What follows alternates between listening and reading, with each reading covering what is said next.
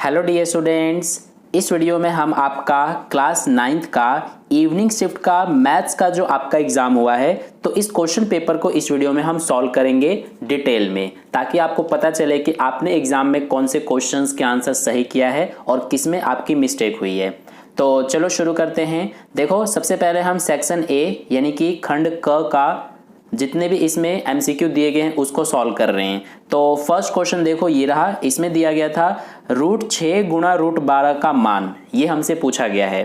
तो देखो √6 और √12 इसको हम इस तरह से लिख सकते हैं, एक रूट के अंदर 6 गुणा में 12, ठीक है, क्योंकि दोनों ही जो वैल्यू है वो रूट के अंदर ही है, तो इस तरह से हम लिख सकते हैं। अब इसको जब हम आगे सॉल्व करेंगे तो कैसे कर सकते हैं हम इसको, जो ये 6 है रूट के अंदर, इसको हम फैक्टर में 2 गुणा 3 लिख सकते हैं क्योंकि 2 तिया 6 होता है, और जो 12 है उसको हम 2 इंटू 2 इंटू 3 लिख सकते हैं क्योंकि 2 दूना 4, 4 तिया 12 हो जाएगा। अब हमने ऐसा इसलिए लिखा है ताकि यहाँ देखो 2 का एक पेयर बन गया, इसको एक बार रूट से बाहर लिखेंगे, और 3 का भी देखो एक पेयर बन गया, इसको भी रूट से बाहर एक बार लिखेंगे, लेकिन ये 2 अकेला बच गया तो इसको रूट के अंदर लिखना पड़ेगा। तो ये हो जाएगा हमारा 2 तिया 6 √2, 6√2, ये हमारा आंसर हो जाएगा फर्स्ट क्वेश्चन का, ठीक है। तो 6√2 जो है वो हमें बी ऑप्शन में दे रखा था, इसीलिए फर्स्ट क्वेश्चन का बी ऑप्शन करेक्ट था। क्या आपने बी ऑप्शन पे ही टिक किया है, कमेंट बॉक्स में बताना। नेक्स्ट देखो सेकंड क्वेश्चन, इसमें बोला था एक बिंदु Q का भुज ऋणात्मक तथा कोटि धनात्मक है, वह चतुर्थांश जिसमें बिंदु Q स्थित है। तो कौन से क्वाड्रेंट में, कौन से चतुर्थांश में हमारा ये बिंदु स्थित होगा जिसका जो भुज है यानी कि x की वैल्यू ऋणात्मक है और कोटि यानी कि y की वैल्यू धनात्मक है। तो देखो जैसे कि ये हमारा ग्राफ होता है, तो इसमें ये पहला क्वाड्रेंट होता है, पहला चतुर्थांश, ये दूसरा, ये तीसरा और ये चौथा। तो फर्स्ट चतुर्थांश में पहले क्वाड्रेंट में हमारा x और y दोनों प्लस प्लस में होते हैं, दूसरे चतुर्थांश में x माइनस में y प्लस में होता है, तीसरे चतुर्थांश में दोनों ही माइनस में होते हैं, और चौथे वाले में x प्लस में होता है और y माइनस में। तो हमसे क्या बोला था कि भुज यानी कि x की वैल्यू ऋणात्मक और कोटि यानी कि y की वैल्यू धनात्मक, तो ऐसा हमारा सेकंड क्वाड्रेंट में यानी कि द्वितीय चतुर्थांश में होता है। तो इसका आंसर हो जाएगा हमारा सेकंड, जो कि बी ऑप्शन में दे रखा है, ठीक है। नेक्स्ट क्वेश्चन देखो थर्ड, इसमें बोला था वह बिंदु जिस पर रैखिक समीकरण ये हमें दिया है, इसका आलेख x अक्ष को काटता है। अब देखो ये जो समीकरण है ये हमें बोला गया है कि x अक्ष को काटता है, तो जब हमारा x अक्ष को काटेगा तो y की वैल्यू क्या हो जाएगा, 0 हो जाएगा, ठीक है। जब x अक्ष को काटने की बात की जाती है ना तो y की वैल्यू 0 होता है, और जब y अक्ष को काटने की बात की जाती है तो x की वैल्यू 0 होता है। तो इसमें क्योंकि x अक्ष को काटने की बात की जा रही है इसीलिए y की वैल्यू क्या हो जाएगा, 0। तो अब हमें इसमें सबसे पहले हम x की वैल्यू निकाल देंगे। तो देखो ये हमारा समीकरण है, तो सबसे पहले 2 है, 2 का 2 उतारा, और फिर x माइनस में 3 है, और फिर y की वैल्यू हमें पता है 0 है, इक्वल में 6 है। तो ये तो खत्म हो गया क्योंकि -3 और 0 का गुणा करेंगे तो ये पूरा 0 बन जाएगा, सिर्फ बचेगा 2x बराबर में 6। तो x की वैल्यू क्या आ जाएगा, 3।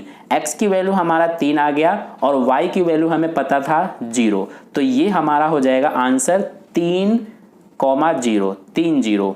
तो ऐसा हमें 3 और 0 ये रहा डी ऑप्शन में दिया है, तो इसीलिए थर्ड क्वेश्चन का डी ऑप्शन बिल्कुल करेक्ट था।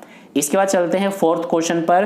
देखो इसमें पूछा था एक बिंदु की डैश विमा होती है। तो एक जो बिंदु होता है, एक पॉइंट, इसकी कितनी विमाएं होती है, कितने डायमेंशंस होते हैं, तो इसके 0 डायमेंशंस होते हैं, ठीक है। तो 0 यानी कि सी ऑप्शन इसका करेक्ट था। नेक्स्ट देखो फिफ्थ क्वेश्चन, किसी बिंदु के चारों ओर बने सभी कोण का योग, जैसे कि ये हमारा एक बिंदु है तो इसके चारों तरफ ये जो हमारा कोण बनता है कंप्लीट एंगल, ये कितने डिग्री का होता है, तो ये होता है 360 डिग्री का, ठीक है। तो इसीलिए डी ऑप्शन इसका करेक्ट हो जाएगा, यानी कि 360 डिग्री।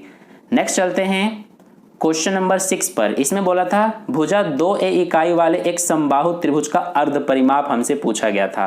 तो समबाहु त्रिभुज का अर्ध परिमाप क्या हो जाएगा, इसकी भुजा दी गई है 2a, तो भुजा हमारा 2a है, इसका सबसे पहले परिमाप निकालेंगे। परिमाप निकालने के लिए जो ये भुजा है इसमें 3 का गुणा कर देंगे, क्योंकि समबाहु त्रिभुज की तीनों भुजाएं बराबर होती हैं और इसीलिए हम गुणा करेंगे तो ये हो जाएगा 6a।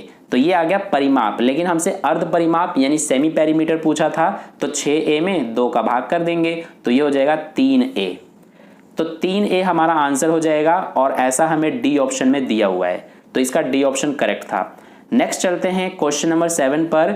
3x = 4 को 2 चर वाले रैखिक समीकरण के रूप में व्यक्त करने पर निम्न प्रकार लिखा जाता है। अब देखो 2 चर वाले रैखिक समीकरण के रूप में व्यक्त करने को बोला गया है, तो 2 चर वाले रैखिक समीकरण का स्टैंडर्ड फॉर्म क्या होता है, ax + by + c = 0। इस रूप में होता है हमारा 2 चर वाला रैखिक समीकरण।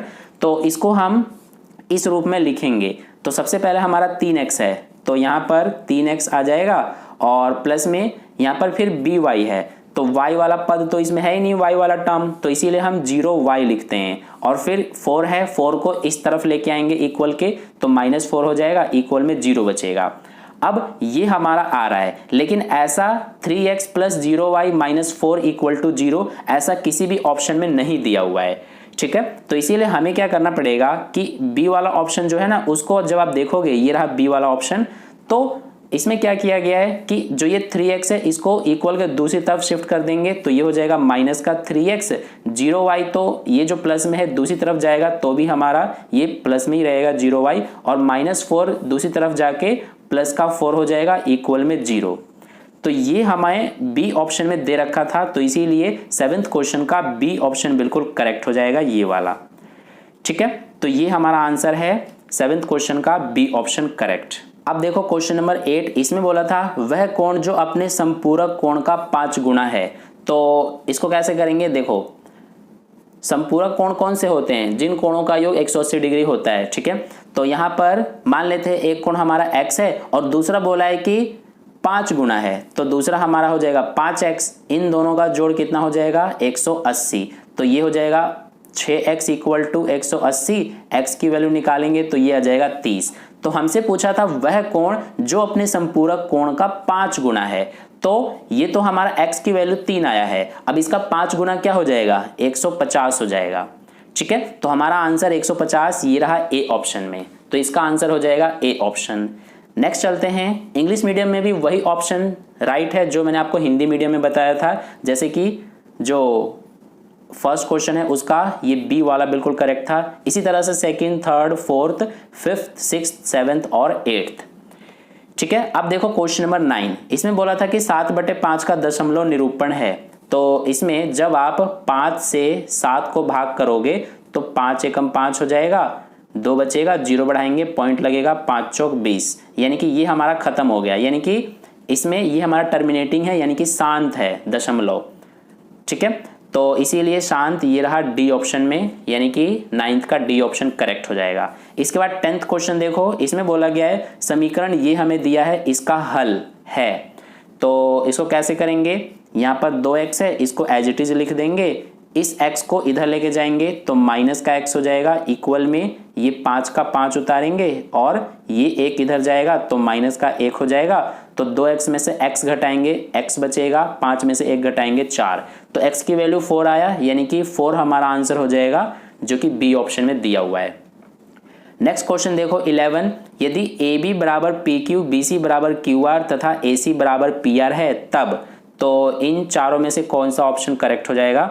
देखो ध्यान से, यहाँ पर मान लो ये हमारा ट्रायंगल है ABC और दूसरा ये मान लो हमारा ट्रायंगल है PQR, तो हमें बोला है कि AB जो है वो PQ के बराबर है और जो ये BC है ये हमारा QR के बराबर है, और इसके अलावा AC PR के, यानी कि ये AC इस PR के बराबर है।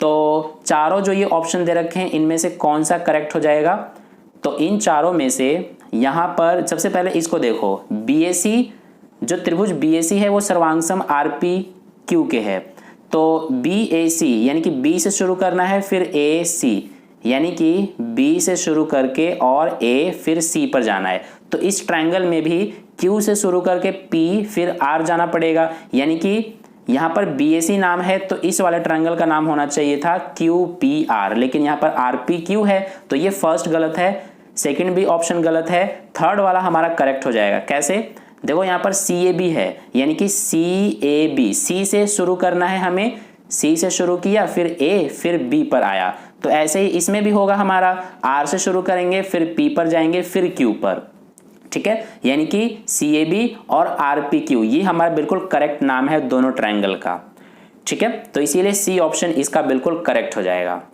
इसके बाद नेक्स्ट देखो क्वेश्चन नंबर 12। इसमें बोला था कि यदि x plus y equal to 10 हो तो x plus y plus z equal to 10 plus z होता है। तो उपरोक्त कथन यूक्लिड के डैश को दर्शाता है। तो ये हमारा इसका अभिगृहित हो जाएगा, यानी बी ऑप्शन करेक्ट हो जाएगा। कैसे? यहाँ पर देखो x प्लस वाई 10 है, तो यहाँ पर भी x प्लस वाई था और इसमें z को ऐड कर दिया गया और इक्वल के दूसरी तरफ भी z को ही ऐड किया गया है। यानी कि अगर बराबर में बराबर क्वांटिटी को ऐड किया जाए तो जो कंप्लीट हमारा यानी कि पूरा जो होता है वो भी बराबर ही होता है। तो ऐसा हमारा यूक्लिड का अभिगृहित कहता है, यानी कि इसीलिए इसका बी ऑप्शन करेक्ट हो जाएगा, ठीक है।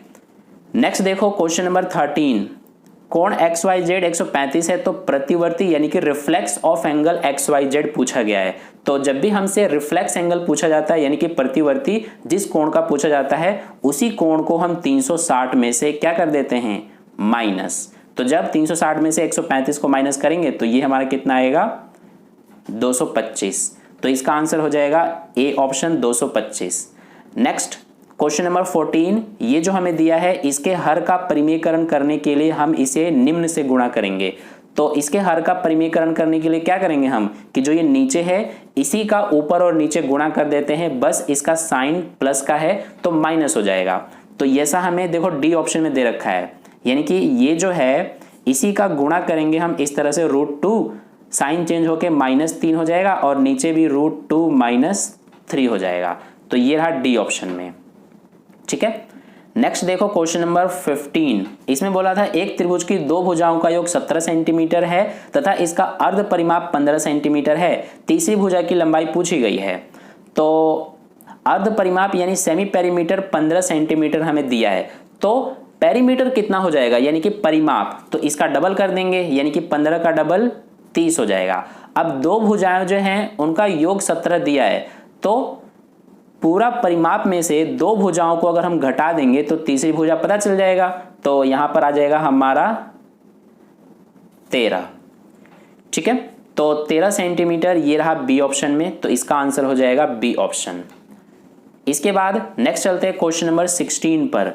इसमें बोला है दोनों निर्देशांक अक्षों के बीच बनने वाला कोण है। तो जैसे कि ये हमारा आलेख जो होता है इसमें ये जो दोनों हमारे अक्ष हैं, एक्स अक्ष और वाई अक्ष, ठीक है, तो इनके बीच में जो ये कोण बनता है ये कितने डिग्री का होता है, ये 90 डिग्री का होता है, यानी कि समकोण, राइट एंगल। तो इसका बी ऑप्शन बिल्कुल करेक्ट हो जाएगा। नेक्स्ट चलते हैं। देखो इंग्लिश मीडियम में भी वही ऑप्शन करेक्ट होगा जो हिंदी मीडियम में मैंने आपको बताया है। इसमें जो ऑप्शन पर टिक किया हुआ ये गलत भी हो सकता है, जो मैंने आपको बताया है वही बिल्कुल करेक्ट आंसर होगा, ठीक है। तो ये आपका इंग्लिश मीडियम में है, अगर आप इंग्लिश मीडियम का स्टूडेंट हो तो आप देख सकते हो। अब देखो नेक्स्ट क्वेश्चन नंबर 17। इसमें बोला है कि यदि -2,0 रैखिक समीकरण का हल है तो k का मान हमसे पूछा है। तो देखो ये जो हमें दिया गया है बिंदु, इसमें पहला वाला जो हमें क्वांटिटी दिया गया होता है ये x की वैल्यू होता है और दूसरा y की वैल्यू होता है। तो इस समीकरण में हम वैल्यू पुट कर देंगे। सबसे पहले 2x है, फिर तो x की वैल्यू -2 है तो ये -2 लिखा, प्लस में 3 और फिर y है, y की वैल्यू 0 है तो ये 0 आ गया, इक्वल में k आ गया। अब ये तो खत्म हो जाएगा क्योंकि 3 का 0 में मल्टीप्लाई करेंगे 0 ही आएगा। सिर्फ बचेगा हमारा 2 - 2 मल्टीप्लाई करेंगे तो -4 इक्वल में k की वैल्यू -4 आ गया और ऐसा हमें ए ऑप्शन में दे रखा है, ठीक है। नेक्स्ट देखो क्वेश्चन नंबर 18। इसमें बोला है कि यदि बिंदु R बिंदु P और Q के बीच इस प्रकार स्थित है कि PR बराबर QR है तो देखो PR और QR हमारा बराबर है, तो चारों में से कौन सा ऑप्शन करेक्ट हो सकता है। देखो ये जो QR है, QR हमारा क्या होगा, आधा होगा यानी कि हाफ होगा इस पूरे PQ के, ठीक है। तो ऐसा हमें ये दे रखा है डी ऑप्शन में, QR जो है वो हमारा हाफ है PQ के, तो इसका डी ऑप्शन करेक्ट हो जाएगा। इसके बाद क्वेश्चन नंबर 19 और 20 हमारा अभिकथन और कारण वाला क्वेश्चन था, असर्शन और रीजन वाला। तो इसमें देखो 19 में अभिकथन दिया हुआ है, भुजा m सेंटीमीटर वाले एक समबाहु त्रिभुज का क्षेत्रफल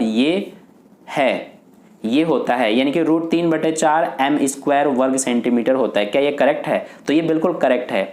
जैसे कि मान लो किसी समबाहु त्रिभुज की भुजा a है, तो उसका क्षेत्रफल का फॉर्मूला क्या होता है? √3/4 भुजा का स्क्वायर यानी a²। लेकिन यहां पर भुजा m है, तो इसीलिए हमारा ये फॉर्मूला बन जाएगा √3/4 m²।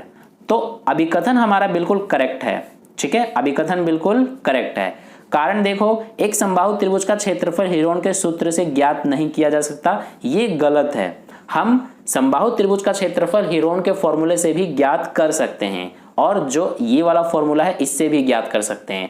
तो अभिकथन सही है लेकिन कारण गलत है, तो इसीलिए सी ऑप्शन इसका करेक्ट हो जाएगा क्वेश्चन नंबर 19 का। इसके बाद देखो क्वेश्चन नंबर 20। अभिकथन में दिया है कि दी गई आकृति में त्रिभुज PQR और त्रिभुज MQN में QR बराबर QN तथा PQ बराबर QM है। तो यहाँ पर दो त्रिभुज है, एक तो PQR यानी कि ये वाला ट्रायंगल और दूसरा MQN, तो MQN यानी कि ये वाला ट्रायंगल। दोनों में हमें बोल रखा है कि QR बराबर QN है। तो देखो QR यहाँ पर इस तरह से कांटा लगा है और QN इस पे भी कांटा लगा है। दूसरा PQ बराबर QM है, तो PQ यानी कि इस पे देखो डबल 2 कांटा लगा हुआ है और QM पे भी यहाँ पर 2 कांटा लगा हुआ है। ठीक है, तो अभिकथन जो है वो हमारा बिल्कुल करेक्ट है। कारण बोला है कि SAS सर्वांग समता से त्रिभुज PQR सर्वांग सम है MQN के, तो ये भी हमारा करेक्ट है, क्योंकि दोनों जो ट्रायंगल है हमारा ये वाला और ये नीचे वाला, इन दोनों को हम SAS नियम यानी कि साइड एंगल साइड नियम से सर्वांगसम सिद्ध कर सकते हैं, क्योंकि दो भुजाएं बराबर हो गई और तीसरा देखो दोनों में ये वाला कोण बराबर हो जाएगा।